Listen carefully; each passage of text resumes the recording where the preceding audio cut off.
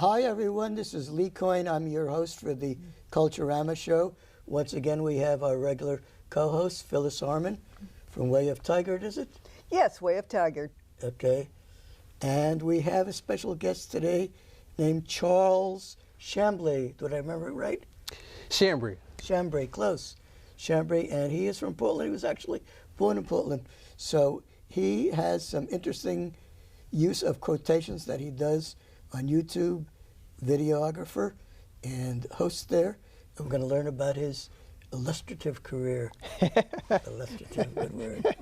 That is a good word. Okay. Well, welcome, Charles. We're glad you're Thank you. here Appreciate today. it. Nice to be here. And I say that Phyllis is dressed in her sunshiny jacket because we don't have rain today in Oregon. It's sunshiny. Yay! So I've got the sun and the clouds, just in case. Yeah, there's a song, got the sun in the morning, the moon at night.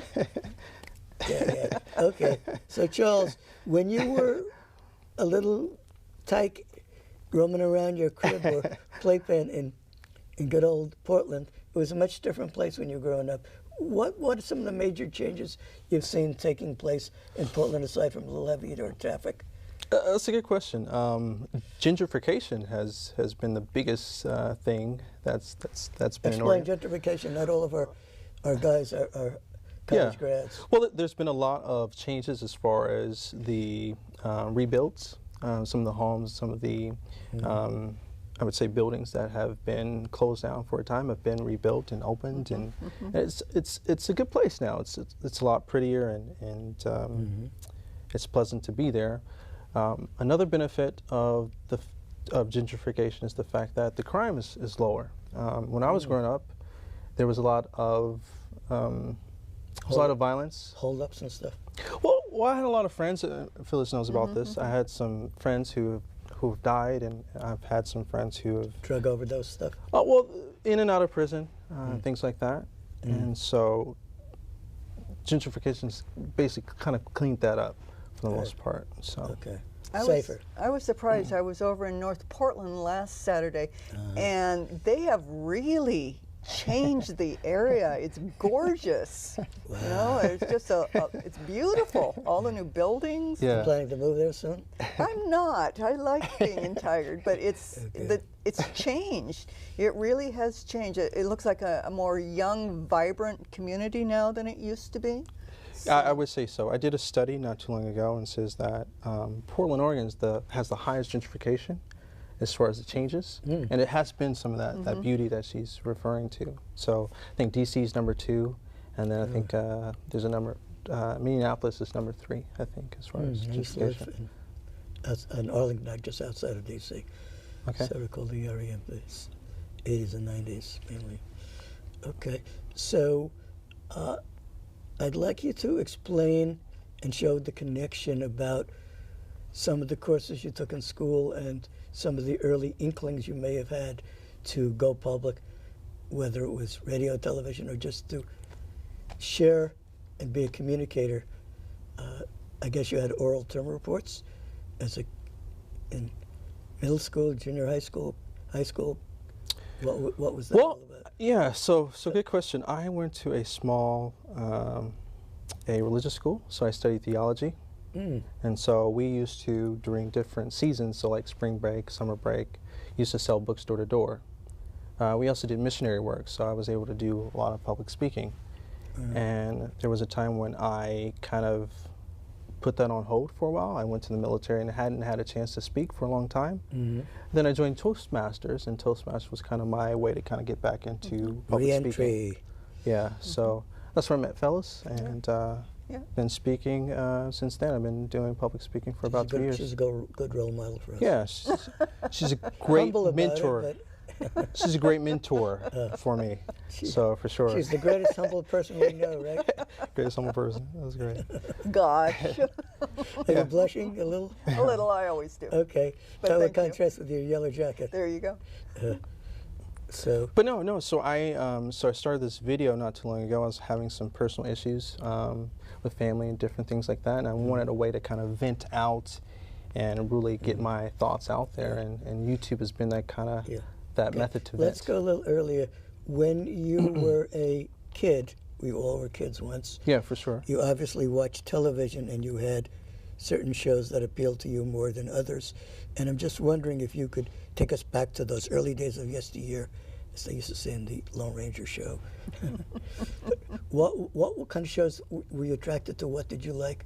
Who were your heroes and role models of your teenage years and even preteen years? That's a good question. I like talk show hosts. I used to like Jay Leno. Mm-hmm. I watched a little bit of Jimmy Fallon. Let me think. Go back to Johnny Carson. Was that? I was going to say Johnny Carson. That's actually who I was thinking of. But I watched just a little bit of him. I think when he was retiring. I think I was just seeing the last few shows or episodes. But I like Jay Leno. There's another Conan. Conan's who I was thinking about. Conan O'Brien. I like Conan.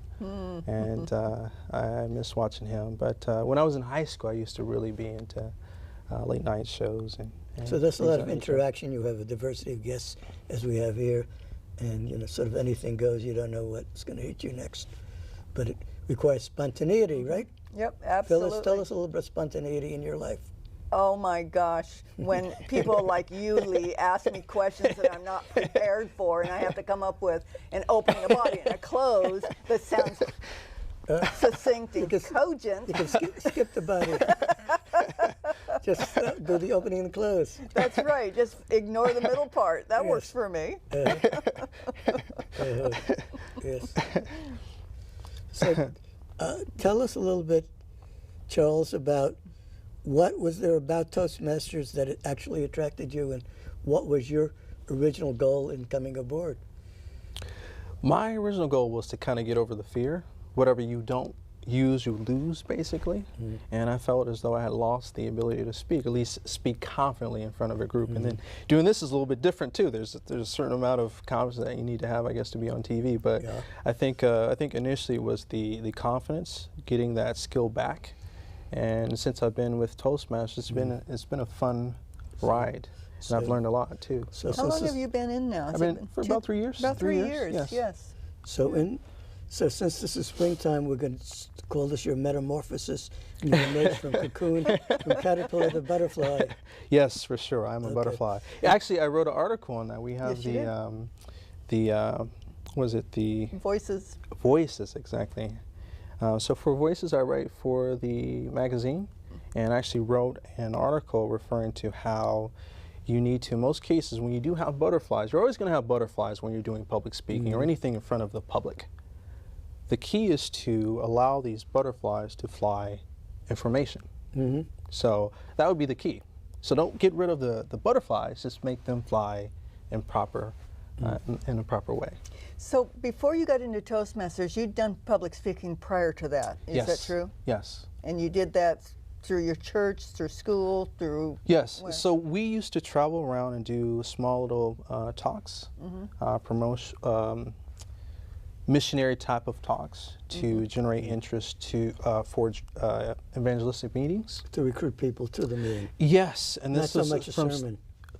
A little bit. I mean, the door-to-door work is, I would say, steps to public speaking. They always say you need to do that first in order to have the basics to speak in front of a group. So they would have us do that for a while, and we would do that for several hours. And there would be opportunities where we would go church to church and do a small little promotional to rally participation for these evangelistic meetings. And so we did this from state to state while I was in school. So how did this evolve into using the power of video to promote some of your causes? And then we'll get into the quotation part a little later. But yeah, like I was saying before, I think it was more so a way to vent. I had been going through a divorce, and I don't want to really kind of like promote divorce. No, but, divorce is not a... But that could be painful, and it's for sure. Certainly it's a major adjustment in one's life. For sure, for sure. So I thought it was... I'm going to get you a t-shirt saying, "Don't mess with my stress."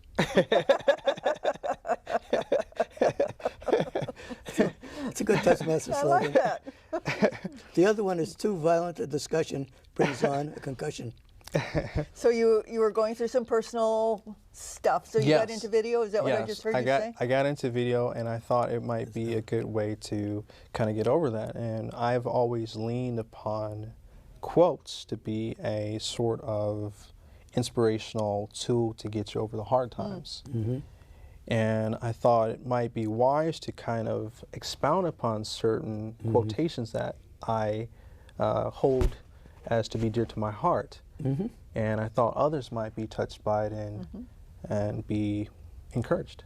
Now, I've looked at some of your videos, and they're very inspiring. Thank you. They're Thank you very much. They're fun. You start off in a fun manner, and then he throws this quote at you and makes you think about it. Had I thought about it, I would have asked the studio here if there's a way that we could graft a segment of one of your videos onto this particular video we're doing for the show, and that could be sort of a grown-up show and tell in a way. Right now we're telling, but we don't have your video to show. But we could ask later whether there's a way that we could hook it on, so to speak. Well, that'd be nice. Yeah. It would be. It'd be fun. You could choose your best one, the one Yes. you like the best. Yes. Which one did you like the most, by the way, since you've seen some of them? Well, Put you to the test now. Oh, now you ask me. It's been a while since I looked at them back when you first produced them, Remember, so they all kind of blur She's just a now. young Yeah, yeah. chick. She remembers Well, everything. Yeah. Well, let me tell you the last few that I've done. So the last one that I did was on Einstein. The one before that was Helen Keller. So the quotation for Einstein was that he thought himself not to be, amped or experienced to do a particular job. He was asked to be the president of Israel, and he turned it down. And I thought it was interesting because we think Einstein to be this genius, right? His name is synonymous with genius, yet he expresses this inability or this lack thereof. But his genius was confined mainly to the world of math and physics. Exactly. He's not, he's not a master of all. Exactly. Master of all trades. And I think, although there are exceptions to this, very often the image of a scientist is sort of almost isolated, alone, not so much a social being, although he was a college professor at Princeton. Yeah. I didn't know that. The image of science No, that he was a professor at Yeah. Princeton. Yeah, I didn't know that. Princeton, was it Princeton? Princeton, Okay. New Jersey. Awesome. And and politics requires a whole different set of skills. Yeah, exactly. I mean, we have a president now who didn't actually rehearse in politics, and we're seeing his learning curve Right. take place. For So sure. have you ever done any politics? You're so well spoken. Well, thank you. I appreciate it. No, I've thought about it, but no, I've not. But I think you hit on a good point. The fact that he is quite astute, quite sharp in that particular area of science, but he lacks the ability in all other areas. And there are different geniuses in different fields. For example, you have basketball. For example, Michael Jordan is a genius when it comes to athletics. Michael Jackson is a genius when it comes to music. And he's a perfect example of someone who lacks a lot in other areas, right? But is a genius in one particular field. And my point was to encourage others in whatever particular field that they have a talent in to really hone on that and to really perfect it and use it. Another point I was hitting on, because I love words, I love terms. So the term genius, the root word of genius means to beget. From genus without the I, G-E-N-U-S, is a category of like a specimen, like Homo sapiens, I think, is our genus in terms of the animal kingdom, queendom, whatever. Got it. Kingdom, I like that. Got it. Well, I just thought it was interesting because the beget means to make or to create, to be the founder thereof. And most geniuses, in most cases, most geniuses are noted when they make something. Because when you look at Einstein, for example, there are a lot of other folks who've had like higher IQs. Because we look at him because his IQ was so high as a genius, right? Well, I don't actually know what his IQ His is. IQ was 160. Really? So there's some who have been 180, closer to 200s. Like years ago, there's people who are in 200 range, which is like crazy, right? But we equate his genius to his intellectual ability. But it was more so because he was credited with the equation E equals mc squared. Theory of relativity. Exactly. So ever since he came out with that, this title of genius was given to him. Prior to that time, he was just some regular, I don't want to say a regular Joe, but he wasn't considered a genius. Yeah, I understand he had problems in school, but I don't remember what Exactly. particularly. Exactly. Wasn't he was he the one that was dyslexic? Yeah, they were saying he was dyslexic. I can't even say the term. But they said he had some learning issues, but yeah, it could have been the fact that he was dyslexic. So Yeah, I don't think they ever did an autopsy on his brain when he died, as far as I know. But, Interesting. so- Charles is really interesting, going back to the public speaking bit just for a second here, in that when he gives an evaluation, he doesn't just evaluate the person. He goes from top to bottom and bottom to top, and by the time he gets done, he's hugged the entire audience. It's Give very us an interesting the way example. he does that. Give us an example, Charles. Give me an example of an evaluation. Yeah, of what some of the points you cover. Well, I thank you. You're very kind. I think where my skill level, or maybe my genius is, my creative ability when it comes to evaluations, that I like to mimic folks. So when someone presents a particular speech, I will try to act out the way that they did it and show them how they can do it better. And then I will go detail by detail as far as how they could have improved upon their speech. So, but I think the fact that a lot of times I'm able to get the whole crowd involved, Yeah, I think he that's what she does. was hitting on. And I think that background comes from church too, I think. The speakers that I like tend to get the whole crowd involved. And so I aspire to be that way. So tell us a little bit about how you use video. Give us an example so our friends at home can pick up on that. Okay, yeah. So the first, or the core of the channel. So I have a YouTube channel. So I have a couple of different types of videos. So again, the core videos are the quotations for the week. So usually there is a funny type of video. It's usually maybe 5 seconds or so. I'll have that at the beginning, but it's related to the core message. Give us an example of your last quotation or the one before that. Okay, so I had, if we're going to use, like I used Helen Keller was the one before Einstein. So Helen Keller, have you seen the movie The Miracle Worker? Yes, I have. So I show the scene where she touches the water, where, was it Anna Sullivan is pumping the water? So I have that scene, right? But I have it pumping really fast. I speed up the video and have some music playing. So it's like she's almost dancing. And then she finally touches the water. I cut it to where she touches the water and she is surprised. And then I pop on and I welcome folks to the show and I say, you know, hello friends and family, this is quotation for the week. Quotation for the week. And then I say the quotation for the week, it is water. As you know, Ellen Keller was deaf and blind, so she couldn't really talk. The word that she did use was water. So that quotation was very short. All the quotations are usually long, a couple of sentences long, but this quote was just one word. And then I just basically expounded upon the fact that this word water was instrumental in making her become a force of motivation, inspiration Indeed, yeah. to many people well after her death. And really what I do is I kind of give a bio first on that particular person, their accomplishments. For example, she was the first person to get her bachelor's degree, being deaf and blind. She wrote her first book when she was in college. So I know you're writing a book, I'm writing a book, and that's hard. It's hard writing a book. She's deaf and blind. She wrote her book while she was in college. I think that's an awesome accomplishment. And she raised several thousands and hundreds of dollars towards her charity. And even raising money is hard for someone who has all their faculties intact. So I think she's an extraordinary person. I think we forget about these people in history, and I think it's good. Just a little footnote.